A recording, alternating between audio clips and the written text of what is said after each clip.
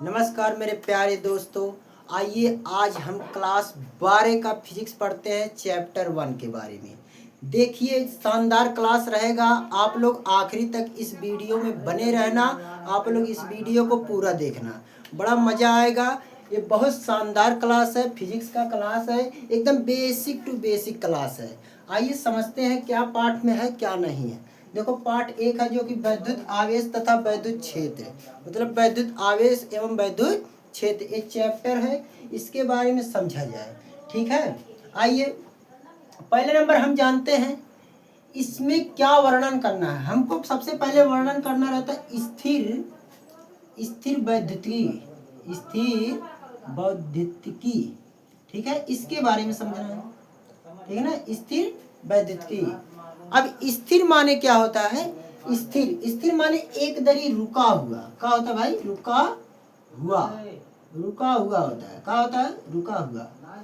इसमें वैद्युतीय माना आवेश का वर्णन, मतलब इसमें रुके हुए आवेश का वर्णन करता है। किसके बारे में भैया? आवेश का वर्णन करता है। अब ध्यान देना, सबसे पहले हम लोग समझेंगे वैद्युत आवेश। क्या समझेंगे? वैद्युत आवेश क्या होता है। वैद्युत आवेश, वैद्युत आवेश के बारे में समझते हैं पहले क्या होता है। ठीक है ना। अब देखिए वैद्युत आवेश क्या होता है। जब किसी वस्तु के आकर्षण एवं प्रतिकर्षण, मतलब चुंबकीय का गुण प्रकट करता है, उसी को हम कहते हैं वैद्युत आवेश। मतलब क्या होता है? जब देखिए वैद्युत आवेश ध्यान से समझिए, इसे हम क्यों से प्रदर्शित करते हैं। किससे? क्यों से। जब किसी वस्तु के चुंबकीय प्रभाव का उत्पन्न करता है, मतलब यह दो तरह के इसमें बल लगते हैं, एक आकर्षण एक प्रतिकर्षण होता है। ठीक है, जब इसमें आकर्षण एवं प्रतिकर्षण का अनुभव होता है, उसी को हम कहते हैं वैद्युत आवेश। क्या कहते हैं भाई लोग? वैद्युत आवेश। तो देखिए किसी वस्तु का आकर्षण, क्या भाई? आकर्षण एवं प्रतिकर्षण का गुण होता है या चुंबकीय गुण होता है। ठीक है, गुण होता है, उसे वैद्युत आवेश कहते हैं। क्या कहते हैं भैया? वैद्युत आवेश कहते हैं। ठीक है, अब ध्यान देना, वैद्युत आवेश कहते हैं। अब सुनना, इसे हम लोग क्यों से प्रदर्शित करते हैं? अक्सर आवेश को इसे क्यों से प्रदर्शित करते हैं? क्यों से प्रदर्शित करते हैं? किससे प्रदर्शित करते हैं? क्यों से प्रदर्शित करते हैं। वैद्युत आवेश, इसका मात्रक भी जानना जरूरी है, बीमा जानना जरूरी होता है, और इसका सूत्र जानना बहुत जरूरी होता है। आइए इसके बारे में देखते हैं। दूसरा क्या था? वैद्युत आवेश के प्रकार समझना है। क्या समझना है? वैद्युत आवेश के प्रकार देख लीजिए। वैद्युत आवेश के प्रकार, वैद्युत आवेश के प्रकार भैया, वैद्युत आवेश दो प्रकार के होते हैं, एक धन आवेश एक ऋण आवेश। मतलब आवेश दो प्रकार के होते हैं। नंबर 1 देखा जाए, धन आवेश होता है, दूसरा होता है भाई ऋण आवेश। समझते रहना, एकदम ना आए तो कमेंट में जरूर करना। ऋण आवेश क्या होता है? ऋण आवेश। धन आवेश ऋण आवेश, धन आवेश ऋण आवेश, मतलब इस पे पॉजिटिव चार्ज होता है, इस पे निगेटिव चार्ज होता है। ठीक है, अब धन आवेश क्या होता है? जिसमें इलेक्ट्रॉन की कमी होता है, इलेक्ट्रॉन की कमी होता है। समझते रहना, जिस वस्तु में इलेक्ट्रॉन की कमी होता है वह धन आवेश होता है, ये जानते रहना। जिस वस्तु में इलेक्ट्रॉन की कमी होता है उसे हम धन आवेश कहते हैं। लेकिन जिस वस्तु में इलेक्ट्रॉन की अधिकता होती है, क्या होती है भाई लोग? अधिकता होती है। सुनते रहना, जिस वस्तु में इलेक्ट्रॉन की अधिकता होती है उसे हम ऋण आवेश कहते हैं। क्या कहते हैं भाई लोग? ऋण आवेश कहते हैं। सुनो अगली बात, धन आवेश समझो और ऋण आवेश। अब क्या होता है, कुछ एक इलेक्ट्रॉन, मतलब एक इलेक्ट्रॉन हमने समझा इलेक्ट्रॉन। अब दूसरी बात जानना है, कुछ आवेश, कुछ इलेक्ट्रॉन आकर्षण प्रतिकर्षण किस तरह से करते हैं, पहले ये जानना बहुत जरूरी है भाई। सुनो, इलेक्ट्रॉन आकर्षण प्रतिकर्षण कब करता है, जब समान प्रकृति के, सुनिए ध्यान से, जब समान प्रकृति के आवेश हो, जब समान प्रकृति के आवेश हो तो वह प्रतिकर्षण होता है। सुनिए, जब समान प्रकृति के आवेश होते हैं तो वह प्रतिकर्षण होते हैं, लेकिन जब विपरीत प्रकृति के आवेश होते हैं तो वह आकर्षण होते हैं। क्या होते हैं, आकर्षण होते हैं। सुनिए, पॉइंट बना बना के लिखते रहना भाई, नोट बहुत बढ़िया शॉर्ट नोट है। जब समान प्रकृति के, जब समान प्रकृति के आवेश होते हैं, समान प्रकृति के आवेश कैसे कैसे, सुनिए, अगर एक प्लस है तो दूसरा भी प्लस होगा, यही दोनों समान बताते हैं। क्या बताते हैं भाई साहब, समान बताते हैं, ए भी प्लस है ए भी प्लस है। अब बताओ, ये दोनों समान है तो इनके बीच आपस में आएंगे कि दूर भागेंगे, तो ये लोग दूर भागेंगे। क्या करेंगे भाई, दूर भागेंगे। क्या करेंगे, दूर भागेंगे, एक दूसरे के साथ ये चिपक नहीं जाएंगे, ये लोग दूर भागेंगे, कहेंगे भैया हम लोग एक के जैसा है, लंबे लंबे रहे ना, तो समझते रहना। ये दोनों का हुए, प्रतिकर्षण हुए। क्या हुए भैया, प्रतिकर्षण हुए। लेकिन जब विपरीत प्रकृति के आवेश हों, जब किस तरह से विपरीत प्रकृति के आवेश हो, प्रकृति के आवेश हो, विपरीत मतलब अलग अलग। मान लो एक धन आवेश है भाई, एक धन आवेश एक ऋण आवेश है, एक धन आवेश है एक ऋण आवेश है, तो ये भैया अलग अलग है, मतलब विपरीत है। कैसा है, विपरीत है। तो जब विपरीत रहते हैं तो इनके बीच कहेंगे भैया आओ हम लोग दोस्ती कर ले, दोनों अपने में दोस्ती कर लेते हैं, मतलब एक में मिल जाते हैं। आकर्षण हो रहा है, क्या हो रहा है, आकर्षण हो रहा है। सुनो, आप लोग देखे होंगे, अगर कोई आवेश, कोई वस्तु, सुन लो, सॉरी, कोई वस्तु अगर आवेशित है, कोई वस्तु आवेशित है और कोई अनावेशित है तो उसको क्या करता है भैया, आकर्षण करता है। कैसे, मान लो एक कंगा लो, जो लोग बाढ़ झाड़ते हैं वो कंघी लो, और एक कागज के छोटे छोटे टुकड़े ले लो, कागज के छोटे छोटे टुकड़े ले लो। अब उसको लेकर देखिए, आप इस तरह से झाड़िए, उसमें आवेशित करिए उस कंगे को, तो वह अपने तरफ क्या करता है, आकर्षित करता है। क्या करता है भाई लोग, आकर्षित करता है। बचपन में किए होंगे आप लोग, ठीक है, आकर्षित करता है, क्योंकि वह विपरीत प्रकृति के आवेश के नाते वह आकर्षित करता है। तो आइए देखते हैं दूसरा, ये सब नोट करते रहना। अब दूसरी बात क्या जानते हैं भाई, देखते हैं अगला, मतलब याद कर लेना, जब समान प्रकृति के आवेश रहे तो प्रतिकर्षण होता है, जब विपरीत प्रकृति के आवेश रहता है तो आकर्षण होता है। बस इतना बात। अगली बात जाने रहो, एक सजातीय होता है, एक विजातीय, सजातीय आवेश और विजातीय आवेश। विजातीय आवेश, सजातीय आवेश, विजातीय आवेश समझना बहुत जरूरी है, ठीक है। सजातीय आवेश, विजातीय आवेश, जिस तरह से हम लोग इसको याद करें यही सजातीय विजातीय समझ लो। जब कोई आवेश समान हो, जब कोई आवेश समान हो उसे हम सजातीय आवेश कहते हैं। याद रखना भाई, समान प्रकृति के आवेश को सजातीय, मतलब सेम सेम रहे भैया, सजातीय आवेश।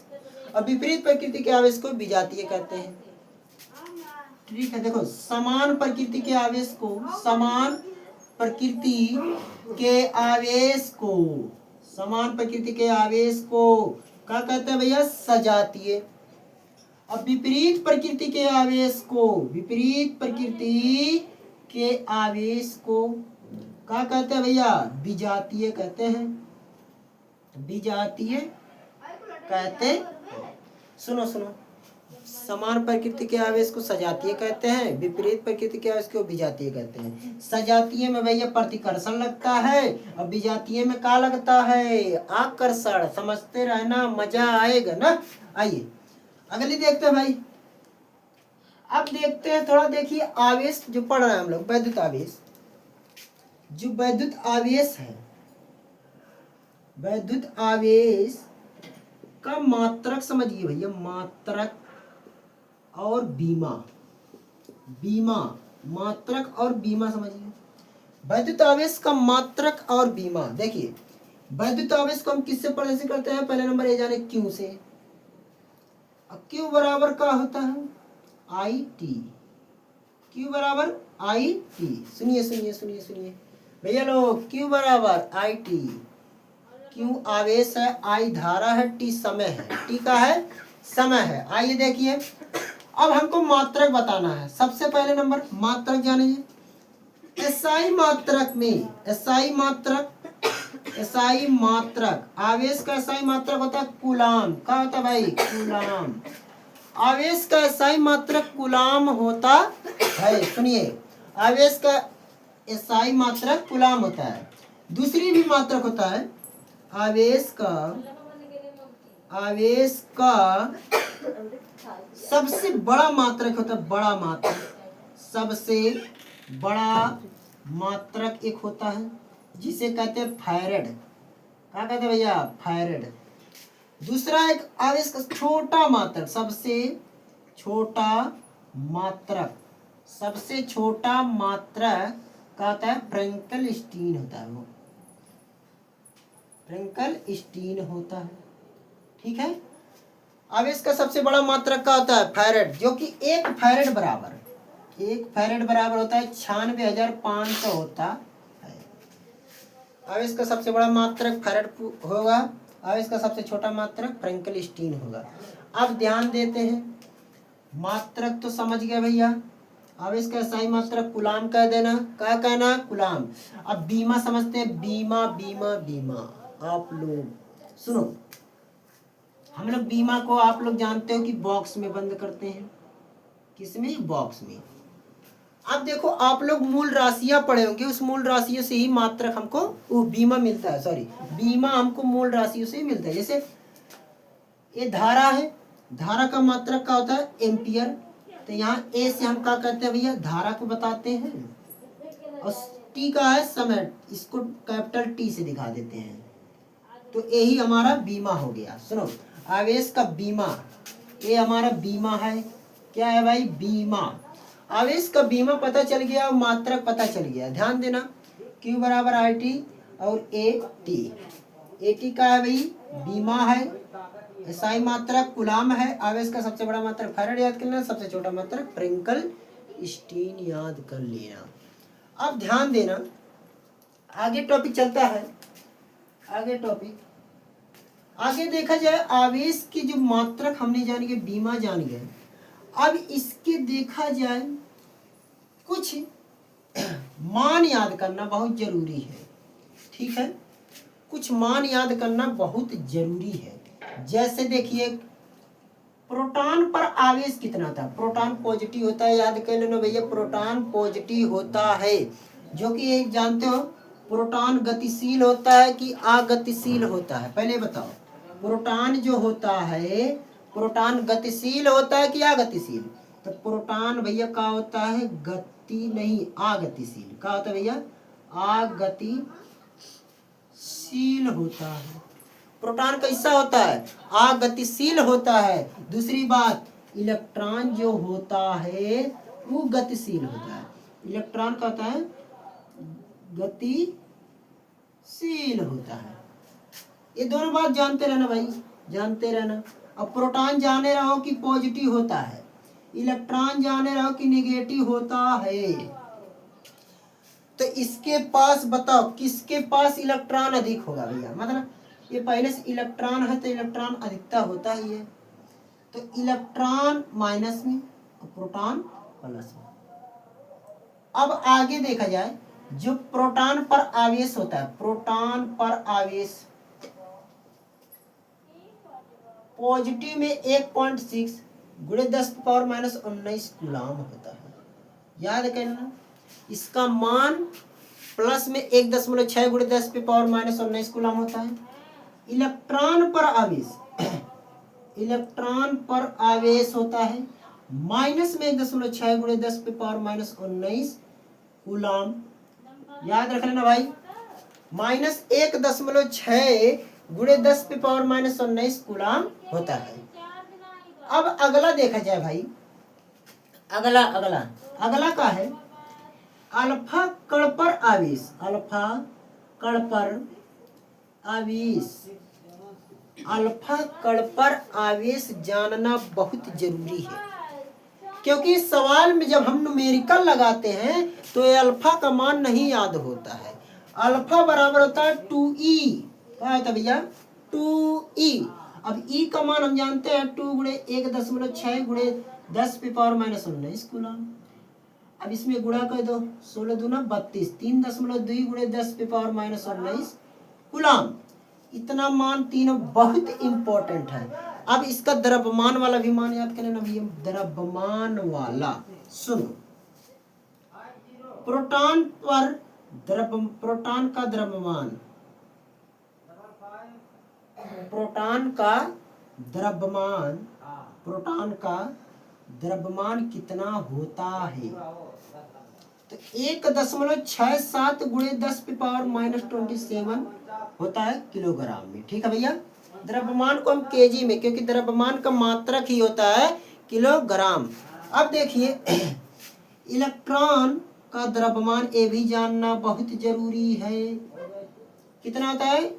होता है 9.1 गुणे 10⁻⁻31 किलोग्राम होता है। ये सब मान लिख लो, बहुत इंपॉर्टेंट है, क्योंकि हमको न्यूमेरिकल में ये सब मान नहीं याद होते हैं, बजा देते हैं। ठीक है, आप लोग जब सवाल लगाते रहना तो इस न्यूमेरिकल को बार बार जब सवाल लगाओगे तो न्यूमेरिकल अपने आप याद होगा। और नहीं लगाओगे भैया मनवा याद है करना पड़ेगा, याद नहीं कर पाओगे, क्योंकि फिजिक्स ऐसा चैप्टर, फिजिक्स ऐसा किताब है भाई, इतना चैप्टर उसमें इतना सिलेबस बड़ा रहता है कि भूल जाता है। तो आइए देखते हैं, इतना जानेंगे। अब इस सब मान बहुत इंपॉर्टेंट है, याद करना भी नहीं। अब देखिए अगला देखा जाए, अगला क्या है भैया? मूल आवेश का होता है। मूल आवेश, मूल आवेश, मूल आवेश जो सबसे छोटा, मतलब जो एकदम सूक्ष्म हो, जो एकदम सूक्ष्म आवेश को ही मूल, न्यूनतम आवेश को ही मूल आवेश कहते हैं। न्यूनतम आवेश को हम मूल आवेश कहते हैं। मूल आवेश कहते हैं, मूल आवेश कहते हैं। सुनिए, न्यूनतम आवेश को ही मूल आवेश कहते हैं। दूसरी बात देखा जाए, अगला आप लोग पढ़े होंगे संरक्षण का नियम, क्वांटीकरण का नियम। नहीं पढ़े हो तो आइए देखते हैं। अब देखो संरक्षण का नियम देख लिया जाए। किसका? संरक्षण का नियम। संरक्षण का नियम, संरक्षण का नियम समझना बहुत जरूरी है भाई। संरक्षण का नियम क्या बताता है? जब किसी आवेश को ना तो नष्ट किया जा सकता है, ना ही उत्पन्न किया जा सकता है, बल्कि आवेश को एक वस्तु से दूसरे वस्तु में स्थानांतरण किया जा सकता है। संरक्षण का नियम समझिए, जब कोई वस्तु, मतलब जब कोई आवेश नहीं, जब कोई आवेश ना तो नष्ट किया जा सकता है, ना ही उत्पन्न किया जा सकता है, बल्कि एक वस्तु से दूसरे वस्तु में स्थानांतरण किया जा सकता है। आवेश संरक्षण का नियम इसी तरह से है, उतना पूछेगा नहीं, ज्यादा जरूरी। अब देखा जाए आवेशों का क्वांटीकरण, आवेशों का क्वांटीकरण, आवेशों का क्वांटीकरण जानना बहुत जरूरी है। आवेशों को क्वांटीकरण क्या कहता है? जब कोई मूल इलेक्ट्रॉन, मतलब इलेक्ट्रॉनों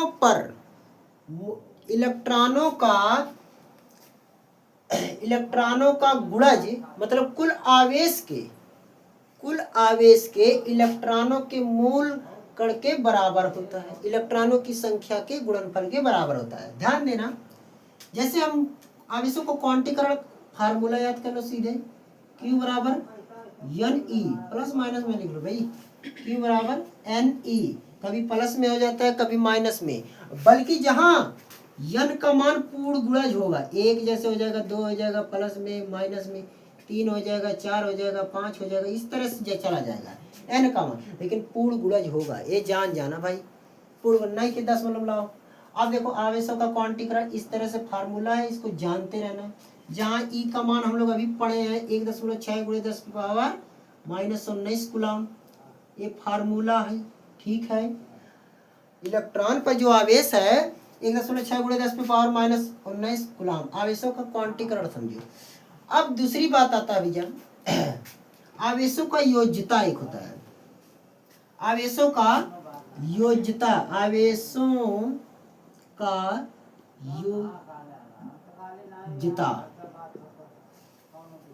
यदि कितने भी आवेश रहे अगर उसको योग कर दो, क्या कर दो भाई, योग, कुल आवेश के मान के बराबर हो जाता है।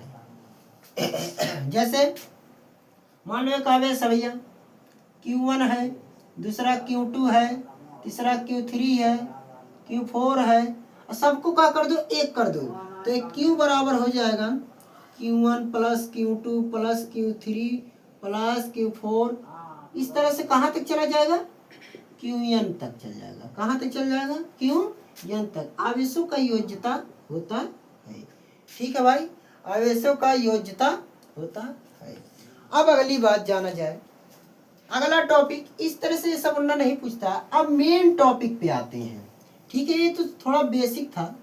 अब मेन टॉपिक पे आते हैं कूलाम का नियम। भाई क्या आते हैं, कूलाम का नियम, वेरी इंपॉर्टेंट, ठीक है, बड़ा मजा आएगा। आइए देखते हैं भाई, कूलाम का नियम, हेडिंग लाएंगे कूलाम का नियम, नियम, कूलाम्स ऑफ लॉ, नियम, ठीक है। कूलाम का नियम समझना बहुत जरूरी है, हो सकता है पूछ ले 2 नंबर 3 नंबर में ना, ये बहुत जरूरी है बोर्ड एग्जाम से रिलेटेड। कूलाम का नियम क्या होता है, जब दो आवेश रहे, जब दो बिंदु के आवेश रहे और उन दोनों आवेशों के गुणनफल के जो बल लगता है वो अनुक्रमानुपाती होता है भैया, और उनके बीच की दूरी के वर्ग के व्युत्क्रमानुपाती होता है। इसी को हम क्या कहते हैं, कूलाम का नियम। समझिए, यहाँ पर एक बिंदु है ए है, एक बिंदु है भैया बी है, समझते रहना, फिजिक्स है नाम भैया लोग। एक बिंदु है ए है, एक बिंदु है बी है, इन दोनों के, अब सुनो, यहाँ से इन दोनों मान मिला दे भैया, एक समझ लो Q1 है, ये क्या है Q2, ए बिंदु पर Q1 आवेश है, बी बिंदु पर Q2 आवेश है। अब इन दोनों के बीच की कुछ दूरी मान लो, क्या मान लो भैया, R मान लो, X मान लो, कुछ भी मान लो, D मान लो, ठीक है ना, मान लिया भैया R। चलो अब देखा जाए, स्थिर बिंदु मतलब एक ऐसा बिंदु है स्थिर, दो स्थिर बिंदुओं के आवेशों के बीच, दो स्थिर बिंदु आवेशों के बीच, सुनिए ध्यान से, दो स्थिर बिंदु आवेशों के गुणनफल कह दो, आवेशों के गुणनफल के लगने वाले वैद्युत बल के अनुक्रमानुपाती होता है तथा उनके आवेशों के बीच की दूरी के वर्ग के व्युत्क्रमानुपाती होता है। आइए लिख लिया जाए भाई, बहुत इंपॉर्टेंट है यार, ठीक है, तो लिखेंगे, ध्यान देना, दो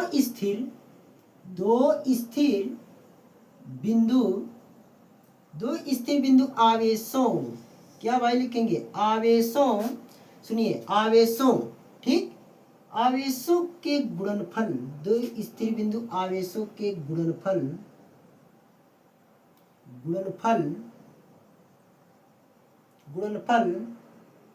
के लगने वाले वैद्युत बल के अनुक्रमानुपाती होता है। क्या होता है भैया, अनुक्रमानुपाती होता है। सुनिए, अनुक्रमानुपाती होता है, गुणनफल के अनुक्रमानुपाती होता है, तथा उनके बीच की दूरी, जो दूरी होता है, बीच की दूरी के वर्ग के व्युत्क्रमानुपाती होता है, व्युत्क्रमानुपाती होता है।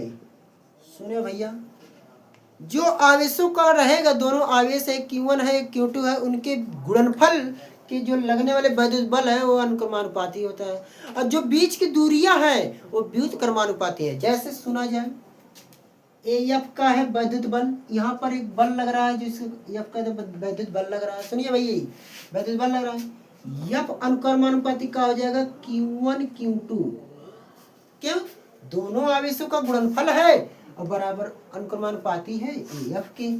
और दूसरी बात का है F व्युत्क्रमानुपाती है 1/r², मतलब वर्ग के व्युत्क्रमानुपाती है। ये दूरी के वर्ग है भैया, दूरी के वर्ग, इन दूरी का है वर्ग है। अब दोनों को मिला दो तो F अनुक्रमानुपाती हो जाएगा Q1 Q2/r²। सुनते रहना, दोनों को हमने क्या कर दिया, मिला दिया। अब देखो, जब हम कोई चिन्ह हटाते हैं अनुक्रमानुपाती तो एक नियतांक आ जाता है, F बराबर आ जाता है, कहा जाता है भैया K Q1 Q2/r², जहां K, सुनिए, जो K आया एक नियतांक है, क्या है भैया, नियतांक है। देखिए F अनुक्रमानुपाती Q1 Q2/r², जहां K, जो K आया है एक नियतांक, हमने अनुक्रमानुपाती का चिन्ह हटाया तो बराबर किया, ये जो K आया है एक अनुक्रमानुपाती नियतांक है। दूसरी स्टेटमेंट सुनो भैया, F बराबर लिख सकते हैं 1/4πε0 इंटू Q1 Q2/r²। समझ में आया? F अनुक्रमानुपाती 1/4πε0 इंटू Q1 Q2/r²। तब क्यों लिखे हैं? क्योंकि K बराबर होता है 1/4πε0। अब देखिए ε0 क्या होता है, जिसे ε0 को हम क्या कहते हैं भैया, याद कर लेना, वैद्युतशीलता, वैद्युतशीलता कहते हैं। ε0 को क्या कहते हैं, वैद्युतशीलता कहते हैं। अब आगे इस तरह समझे, यही हमारा कूलाम का नियम है। अब कुछ मात्रक लिख लिया जाए, मात्रक का होता है। आइए ध्यान देना मात्रक वाली बात। मात्रक इतना लिख लेना भाई, देखिए दो आवेश है, स्थिर बिंदु है, पहले दोनों आवेश रखे हैं और इनके बीच की दूरियां r मानी है, तो वो लिखना पड़ेगा, उसके बाद ये दिखाना पड़ेगा भाई, ये कूलाम का नियम रहता है। ठीक है, आइए दूसरा बात क्या कहता है, देखिए जो हमने लाया K बराबर 1/4πε0 K का, तो K का मान मतलब 1/4πε0 का मान होता है, याद रख लेना, 1/4πε0 का मान होता है। क्या होता है, 9 × 10⁻9, 9 × 10⁻9 होता है। सुनिए सुनिए सुनिए सुनिए, अब क्या करना है भाई, अब हमको जानना इसका मात्रक क्या होता है। मात्रक बहुत जरूरी होता है, किसका, K का। K मतलब 1/4πε0, इसका मात्रक जानना बहुत जरूरी है। सबसे पहले इसका मात्रक होता है भाई न्यूटन मीटर स्क्वायर प्रति कूलाम स्क्वायर। मात्रकवा सुने कि ना, देखा मजा आई भाई, ठीक है ना भाई, जैसे पढ़ो यार, पढ़ने में बहुत मजा आता है, ठीक है ना। देखिए न्यूटन मीटर स्क्वायर प्रति कूलाम स्क्वायर। अगला स्टेप देखो भाई, इतना समझे। अब क्या करना है, जो ε0 है ये मात्रक जानना, क्योंकि हमको देखिए इसको एक कह देता है सदिश रूप लिखने के लिए। कौन सा रूप, सदिश रूप कह देता है। तो सदिश रूप उतना नहीं, इतना लिख दोगे, इतना लिख दोगे, आ जाएगा। दूसरी बात देखा जाए, ε0 का मान हमको जानना जरूरी है, ε0 का, ठीक है। इसका पहले नंबर हम बीमा बता दें, बीमा क्या होता है। बीमा देखिए पहले नंबर है न्यूटन, न्यूटन मतलब बल का मात्रक है, मीटर स्क्वायर दूरी का, कूलाम आवेश का।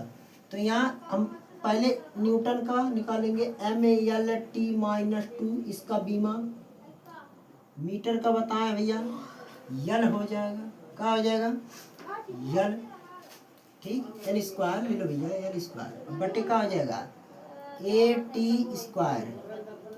अब इसको ऊपर ले जाओ, बन जाएगा क्या, देखिए यम बन जाएगा, यल पे पावर 3 बन जाएगा और टी पे पावर -4 बन जाएगा, ए पे पावर -2 बन जाएगा। इसी को हम क्या कहते हैं, इसका बीमा है। अब ध्यान देना, एप्सिलॉन नॉट इसी का कहते हैं निर्वात में वैद्युतशीलता, निर्वात में वैद्युतशीलता है, इसका मान याद करना 8.85 गुणे 10 की पावर -12। इसका मात्रक हो जाता है, उल्टा कर दो, coulomb square newton metre square, coulomb square newton metre square, ठीक है, उसी का उल्टा हो जाता है। मान याद रखना भाई एप्सिलॉन नॉट का, कभी कभी अभी नहीं आ रहा है काम, इस पार्ट में नहीं आएगा, जब 3-4 चैप्टर पढ़ लोगे तब मान में आएगा, ठीक है ना। अब देखिए इसका भी मात्रक उल्टा कर दो भाई, क्या करना है, कूलम का क्या हो जाएगा AT स्क्वायर कर दो, तो क्या करना है MALT माइनस 2 भैया, दूसरा हो जाएगा L स्क्वायर। अब इसको ऊपर ले जाना है, तो ऊपर ले जाए के क्या बनेगा, ध्यान देना, ध्यान, A स्क्वायर, देखिए A स्क्वायर, सुनिए A स्क्वायर बना। अब इसको ले जाओ, पहले m वाला ले जाओ, सॉरी m वाला ले जाओ, m पे पावर -1, m पे पावर -1, m पे पावर -1। अब ध्यान देना, m पे पावर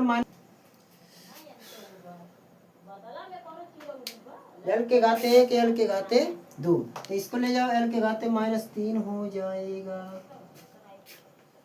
l के घाते -3 हो जाएगा। देखिए तब यहाँ पर क्या हो जाएगा, सुनो, l पे पावर -3 हुआ, अब a पे पावर 2 है, a पे पावर MAL2 t, ये t रहेगा, पहले t रहेगा ना, l के बाद t आएगा, t पे पावर 2 है, t पे पावर -2 ऊपर जाएगा, t पे पावर 4 कर लो भैया, बहुत सही। अब देखिए a पे पावर 2 है, a पे पावर 2 कर दो, बस a बीमा बन गया, किसका, निर्वात में वैद्युतशीलता, याद रखना निर्वात में वैद्युतशीलता बन गया भैया। अब दूसरी बात, इसके जान गए हम लोग, अच्छा सदिश रूप लिख दें, चलो सदिश रूप देखा जाए।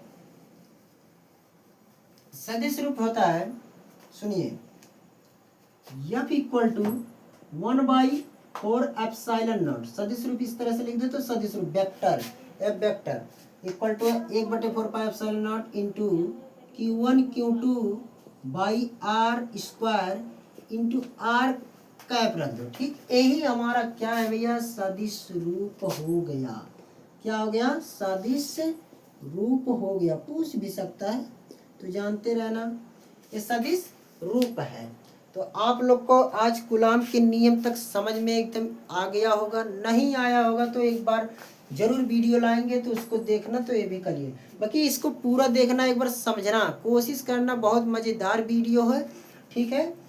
तो आप लोग जरूर इसको शेयर करना, सपोर्ट करना, लाइक करना, सब्सक्राइब कर देना, ठीक है भाई लोग, आप लोग जरूर इस वीडियो को देखना और शेयर करना। मिलते हैं अगली वीडियो में, नमस्कार, जय हिंद, चलिए।